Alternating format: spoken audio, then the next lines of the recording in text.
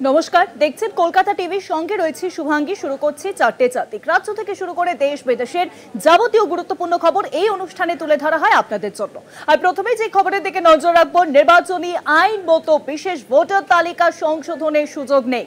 ভারতের ইতিহাসে প্রথম এমন পদক্ষেপ নিল নির্বাচন কমিশন। অথচ ভোটার পরিচয়পত্র ও আধার কার্ড কমিশন গ্রাহ্য করছে না।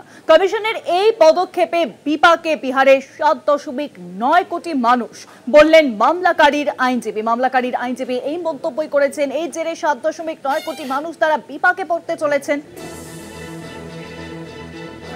নির্বাচনী আইনে বিশেষ ভোটার তালিকা সংশোধনের সুযোগ নেই।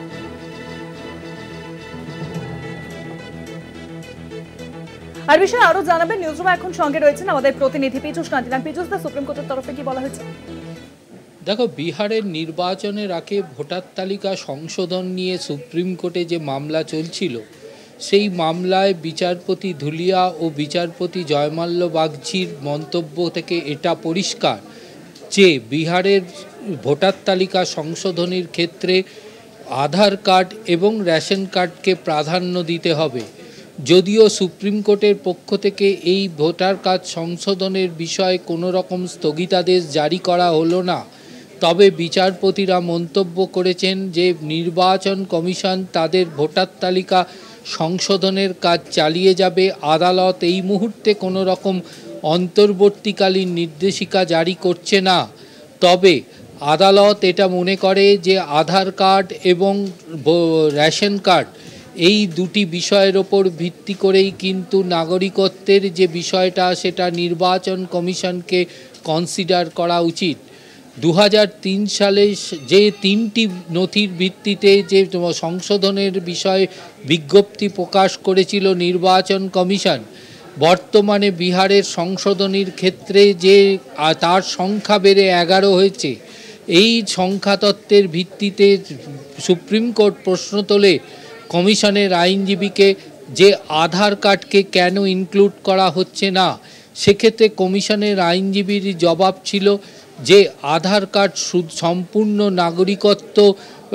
নাগরিকত্বর যে প্রমাণ, সেই প্রামাণ্য হিসাবে মনে করছে না নির্বাচন কমিশন।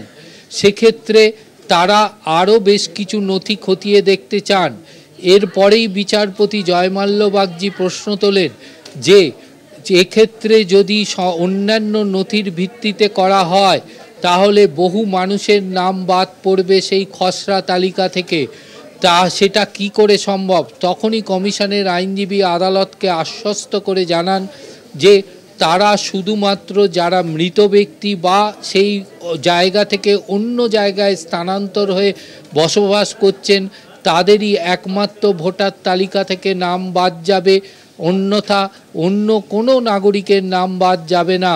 তবে নির্বাচন কমিশনের এই 1 মাস সময়সীমা নিয়ে প্রশ্ন তুলেছে সুপ্রিম কোর্ট। সুপ্রিম কোর্টের একটাই মন্তব্য যে সামনেই বিহারের নির্বাচন, তার আগে এত দ্রুত নির্বাচন কমিশনের কী প্রয়োজন ছিল যে এই ভোটার তালিকা সংশোধনের।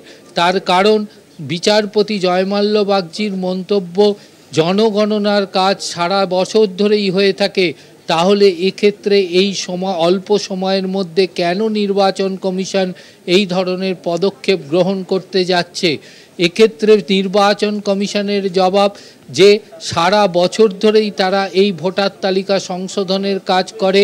তারা যেটা চাইছে যে বিহারের ভোটের আগে এই সংশোধনের কাজ তারা স্থগিত রাখবেন এবং ভোটের পরবর্তী সময় এই সংশোধনের কাজ ফের চালু হবে।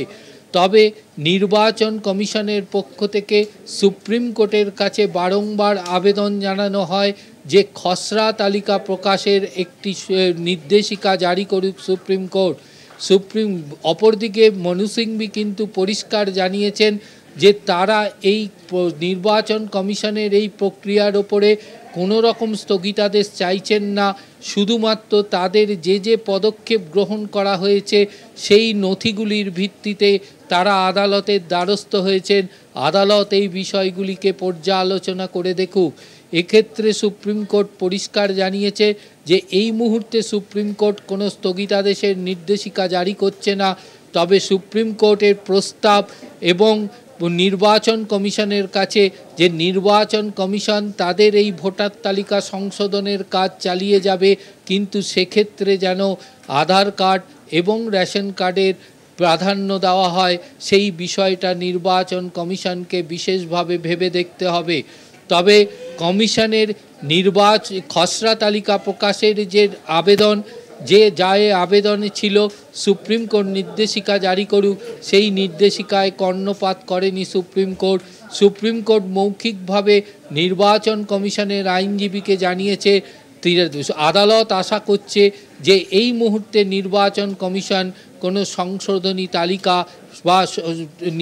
তালিকা প্রকাশ করবে না।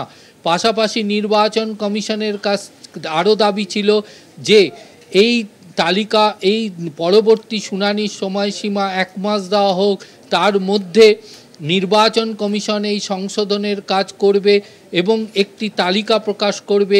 যদি মনে হয় আদালতের সেই তালিকায় হস্তক্ষেপের প্রয়োজন আছে তাহলে আদালত সেক্ষেত্রে হস্তক্ষেপ করবে, কিন্তু নির্বাচন কমিশনের এই আবেদনে সাড়া দেয়নি সুপ্রিম কোর্ট। সুপ্রিম কোর্ট পরিষ্কার জানিয়ে দিয়েছে যে 1 সপ্তাহের মধ্যে নির্বাচন কমিশন এবং আবেদনকারীকে তার জবাবি হলফনামা দিতে হবে। আগামী 28শে জুলাই নিয়মিত বেঞ্চে এই মামলার পরবর্তী শুনানি গ্রহণ করা হবে। অনেক ধন্যবাদ পীযূষ দা। নিউজরুমের সঙ্গে ছিলেন আমাদের প্রতিনিধি পীযূষ কান্তি নাগ। তালিকায় আধার ভোটার রেশন থাকবে কিনা বিবেচনা করবে নির্বাচন কমিশন, স্পষ্টত আজকে জানানো হয়েছে। এই 3 নথি ন্যায় বিচারের স্বার্থে অন্তর্ভুক্ত করা উচিত, মন্তব্য সুপ্রিম কোর্টের।